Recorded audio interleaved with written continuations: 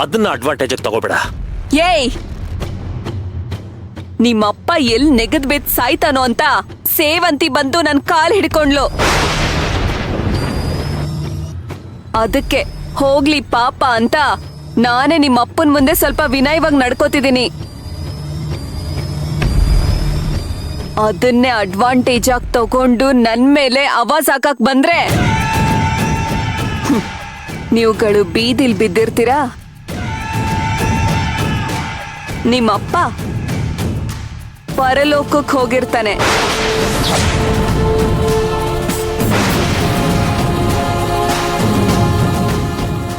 ನಿಮ್ಮನ್ನೆಲ್ಲ ನನ್ ಕಣ್ಮುಂದೆ ಇಟ್ಕೊಂಡು ಇನ್ನೊಂದಷ್ಟು ದಿನ ನರಳ್ಸೋಣ ಅಂತ ಸುಮ್ನೆ ಇದ್ದೀನಷ್ಟೆ.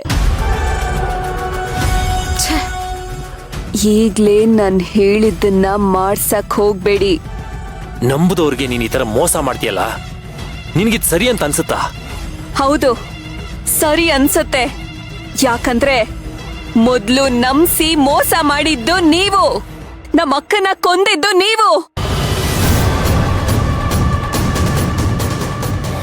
ನಮ್ಮ ಅಕ್ಕನ ಸಾವಿಗೆ ನ್ಯಾಯ ಸಿಗ್ತಿದೆ ಅಂತ ನನಗ್ ಖುಷಿ ಆಗ್ತಿದೆ. ಏಯ್ ಮೀರಾ, ನಿನಗಿನ್ನು ಸತ್ಯ ಏನು ಅಂತ ಗೊತ್ತಿಲ್ಲ, ಅದಕ್ಕೆ ಹೀಗೆಲ್ಲ ಆಡ್ತಾ ಇದೀಯಾ. ಯಾವ ಸತ್ಯ? ಹೇಳ್ತೀನಿ ಬಾ. ಬಿಡು, ನಾನು ಎಲ್ಲಿಗೂ ಬರಲ್ಲ. ಹಿಂಗೆ ಬಿಟ್ರೆ ನಿನಗೆ ಸತ್ಯ ಏನು ಅಂತ ಗೊತ್ತಾಗೋದೇ ಇಲ್ಲ ಮೀರಾ. ನಿಮ್ಮ ಅಕ್ಕ ಯಾಕೆ ಸತ್ತೋದ್ಲು ಅಂತ ತಿಳ್ಕೊಬೇಕಾ ನೀನು? ಅದ್ರ ಅವಶ್ಯಕತೆ ಇಲ್ಲ. ಅವಳು ಸತ್ತಿದ್ದು ನಿಮ್ಮಿಂದ. ಅದು ನಿನ್ನ ಭ್ರಮೆ. ನಿನಗ್ ಸತ್ಯ ಗೊತ್ತಾಗ್ಬೇಕು ಅಂದ್ರೆ ನೀನ್ ನನ್ನ ಜೊತೆ ಬರ್ಲೇಬೇಕು. ನಡಿ.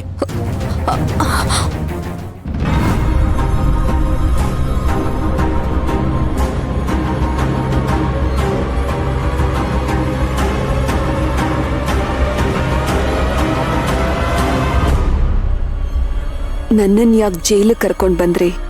ಕಾರಣ ಇದೆ ಮೀರಾ, ವೆಯ್ಟ್ ಮಾಡು. ನೋಡಿ, ಈ ಜೈಲು ನಮ್ಮ ಅಕ್ಕ ಇದ್ದಿದ್ದ ಜಾಗ.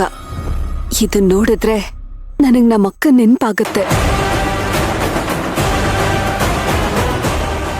ಆವಾಗ ನಿಮ್ ಮೇಲಿರೋ ಕೋಪ ಇನ್ನೂ ಜಾಸ್ತಿ ಆಗತ್ತೆ. ಮೊದ್ಲು ಇಲ್ಲಿಂದ ಹೊರಡೋಣ, ನಡೀರಿ. ನೋಡು, ಇವಾಗ ಇಲ್ಲಿ ಒಬ್ಬರನ್ನ ನಿನಗೆ ಭೇಟಿ ಮಾಡಿಸ್ತೀನಿ. ಅವರನ್ನ ಭೇಟಿ ಆದ್ರೆ ಖಂಡಿತ ನಿನಗೆ ಕೋಪ ಕಡಿಮೆ ಆಗತ್ತ. ಯಾರದು?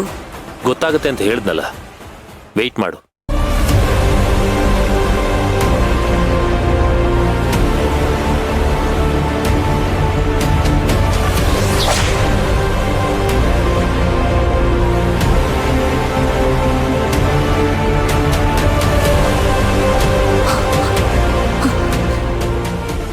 ನೀನಾ? ಏಯ್, ಯಾಕೆ ನನ್ನ ಕರ್ಸಿದ್ರಿ? ನೀವೆಲ್ಲ ನನ್ನ ಶತ್ರುಗಳಂತ ಗೊತ್ತಿದ್ದು ಯಾಕೆ ನೀವು ನಾನು ಮೀಟ್ ಮಾಡಕ್ ಬರ್ತೀರಾ?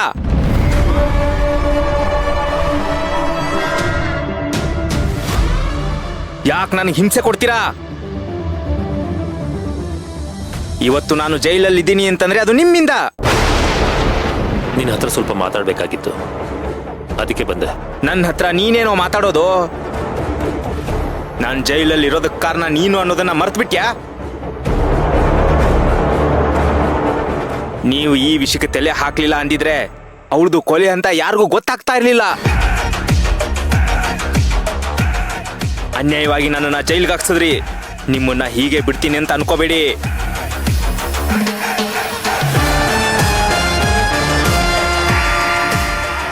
ಜೈಲಿಂದ ಬಂದ ತಕ್ಷಣ ನಿಮ್ಮಿಬ್ಬರನ್ನು ಮುಗಿಸಿ ಮತ್ತೆ ಜೈಲ್ ಸೇರ್ಕೋತೀನಿ.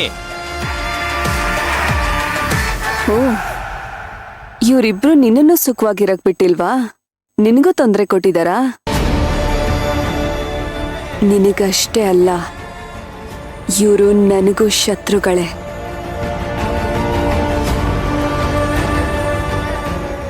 ನಾನ್ ಪ್ರತಿ ಕ್ಷಣ ಪ್ರತಿ ದಿನ ಇವ್ರ ನೆಮ್ಮದಿನ ಯಾವಾಗ ಹಾಳು ಮಾಡ್ತೀನಿ, ಇವ್ರನ್ನ ಯಾವಾಗ ಕೊಲ್ತೀನಿ ಅಂತ ಕಾಯ್ತಾ ಇದ್ದೀನಿ. ಇಷ್ಟಕ್ಕೂ ನೀನ್ ಯಾರು? ನಾನ್ ಯಾರು ಅಂತ ನಿನಗ್ ಗೊತ್ತಿಲ್ಲ, ಆದ್ರೆ ನೀನ್ ಯಾರು ಅಂತ ನನಗ್ ಗೊತ್ತು.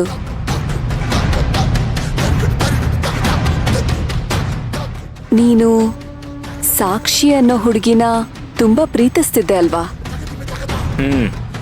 ಅವಳು ಬೇರೆ ಯಾರು ಅಲ್ಲ, ನಮ್ಮಕ್ಕ. ನಾನು ಅವಳ ತಂಗಿ.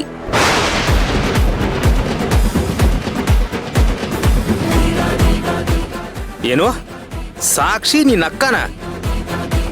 ಹೌದು. ಸಾಕ್ಷಿ ವಂಶನ ನಿರ್ವಂಶ ಮಾಡ್ಬೇಕು ಅಂತಿದ್ದೆ.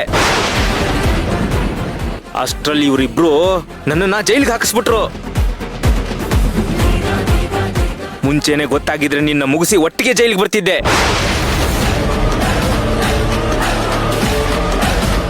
ಏಯ್, ಏನೋ ಏನ್ ಹೇಳ್ತಿದ್ಯಾ ನೀನು? ಹೇಳಕ್ಕೆ ಏನು ಉಳಿದಿಲ್ಲ, ನಿನ್ನ ಮುಗಿಸ್ತೀನಿ.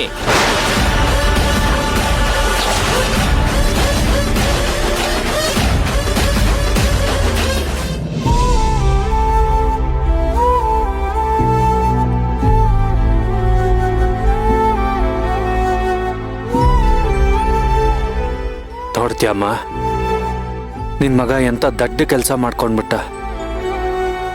ನೀನ್ ಯಾವಾಗ್ಲೂ ಹೇಳ್ತಿದ್ದೆ ನನ್ ಮಗ ತುಂಬಾ ಬುದ್ಧಿವಂತ, ದೊಡ್ಡದಾಗಿ ಏನಾದ್ರು ಸಾಧಿಸ್ತಾನೆ ಅಂತ.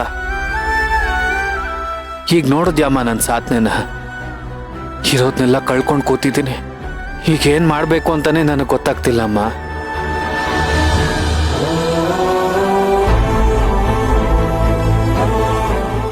ಎಷ್ಟು ಚೆನ್ನಾಗಿತ್ತು ನಮ್ಮನೆ, ನಾವೆಲ್ಲರೂ ಖುಷಿಯಾಗಿದ್ವಿ. ಆ ನಗು, ಖುಷಿ, ಅಪ್ಪನ ಆಸ್ತಿ ಎಲ್ಲಾನು ಒಟ್ಟಿಗೆ ಕಳ್ಕೊಂಡ್ಬಿಟ್ಟೆ ಅಮ್ಮ.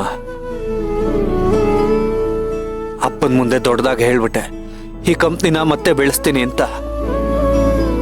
ಆದ್ರೆ ಅಪ್ಪನ್ಗೆ ಹೇಗೆ ಹೇಳಿ ಈಗ ಈ ಕಂಪ್ನಿ ನನ್ನ ಹೆಸರಲ್ಲೇ ಇಲ್ಲ ಅಂತ. ಗೋಡನ್ ಸುಟ್ಟೋಗಿರೋದಕ್ಕೆ ಬೇರೆ ಆಪ್ಷನ್ ಇಲ್ಲದೆ ಫಾರಿನ್ನಲ್ಲಿರೋ ನಮ್ಮ ಕಂಪ್ನಿನ ಮಾರಲೇಬೇಕಾಗಿದೆ.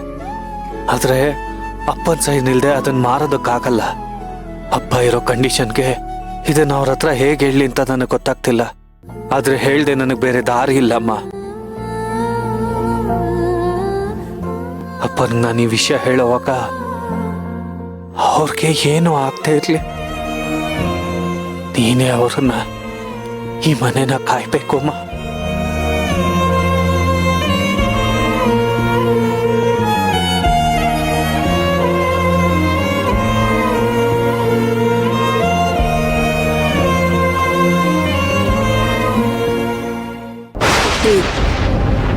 ನನ್ನನ್ ಯಾಕೆ ಕೊಲ್ಬೇಕು ಅಂತಿದ್ಯಾ? ನಾನೇನೋ ಮಾಡ್ದೆ? ಯಾಕೆ ಅಂದ್ರೆ ನೀ ನನ್ನ ಶತ್ರು ತಂಗಿ.